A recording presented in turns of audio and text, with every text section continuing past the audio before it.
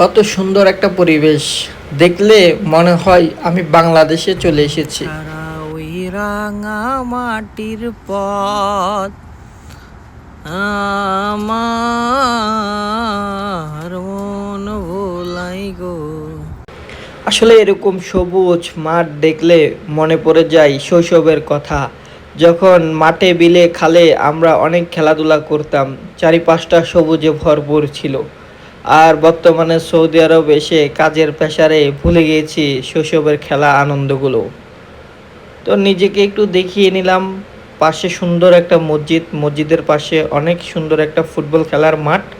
প্রত্যেকটা সৌদি আরবের মহল্লাতে আপনার একটি করে ফুটবল খেলার মাঠ থাকে, যাতে করে ছেলেরা খেলাধুলা করে।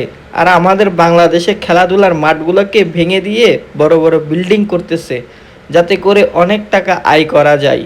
কিন্তু তারা ভাবে না, এই যে ছোট ছোট ছেলেরা কোথায় গিয়ে খেলাধুলা করবে, তাদের বেড়ে ওঠা সৌন্দর্যগুলো নষ্ট করে দিচ্ছে। কিন্তু দেখুন, সৌদি আরবে প্রত্যেকটা মহল্লাতে আপনার সুন্দর সিস্টেম, সুন্দর করে পার্ক এবং ফুটবল খেলার মাঠ রেখেছে, যাতে করে বিকালে ছেলেরা এসে খেলাধুলা করতে পারে। খুব সুন্দর একটা পরিবেশ। দেখুন, বাংলাদেশ হলে টিকিট কেটে ঢুকতে হতো এখানে।